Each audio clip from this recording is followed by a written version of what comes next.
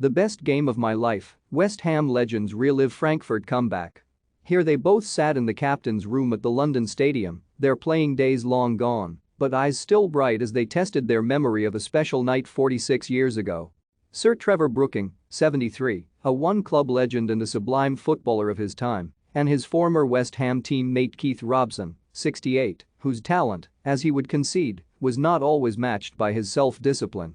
The pair came together to reminisce about a rain-sodden night in 1976 when West Ham met Eintracht Frankfurt in the semi-final of the European Cup Winners' Cup and to look ahead to Thursday's match against the same German club and at the identical stage of the Europa League. Those old enough and lucky enough to have crammed inside Upton Park before the gates were shut well before kickoff that night generally agree that the atmosphere at the old place was never bettered and perhaps only equaled on the final game there almost 6 years ago. Brooking, with 2 goals and at his balanced best in the cloying mud that night, scored twice, with Robson also scoring a spectacular effort as West Ham pulled back from a 2-1 first-leg deficit to win 3-1 and go through on the away goals rule to the final, where they lost 4-2 to Anderlecht.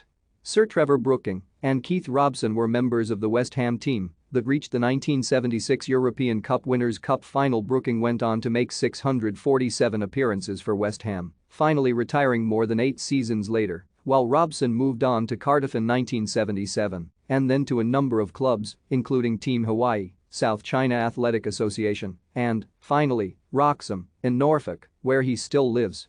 So, what are the memories of that match in 1976? I do remember they were a really good side, recalls Brooking.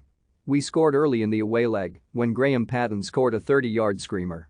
They ended up winning 2-1, but there was enough in the game that I thought, with our little stadium and the noise the crowd generated in a night game, we would have a great chance. Robson says it had been raining all day before the second leg and the fans had been queuing up well before kickoff. They shut the gates 2 hours early and the atmosphere was incredible. Brooking adds, the Chicken Run, East Stand, was really close to the pitch. One step and you were having a chat with the front row, which wasn't so good if you weren't playing well. For the opposition that night, though, that would have been intimidating. As for the game itself, Robson recalls, we had loads of chances but couldn't score, but then, in the second half, Frank Lampard crossed a ball and, lo and behold, my favorite player turned up and headed it into the top corner. I thought, that can't be Trevor.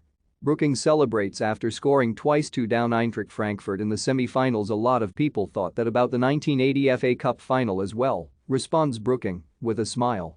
I saved my headers for the key moments. Of his own goal, Robson says, Trevor was fantastic that night and when he saw me, he hit a pass. The ball stuck in the mud and I overran it but turned and then smashed it into the top corner. Now we're 2-1 up. Then Tommy Taylor hit a ball up to Trevor, he just shuffled to send the defender the wrong way and then bent the ball around the goalkeeper. They pulled a goal back late on, but we saw out the game and were in the final. The rigors of European competition told on West Ham that season. In November, they had been on top of the old First Division, but finally finished 5th from bottom, having gone 16 games without a win. The traveling had an effect, and when we went to Ararat Yerevan, in Armenia, I caught a virus which stayed with me for 2 months, explains Brooking, who has been vastly impressed by the club's progress under David Moyes. Brooking and Robson relive that memorable campaign with Ken Dyer for Standard Sport. The best thing about David's 2 years here has been the quality of football, he says.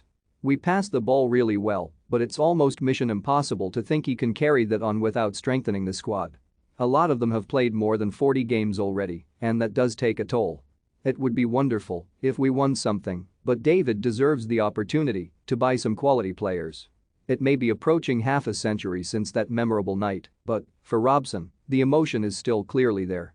It was the best game of my life and the best goal I scored, he says. I'm still asked about it, and I've got the goal on my phone.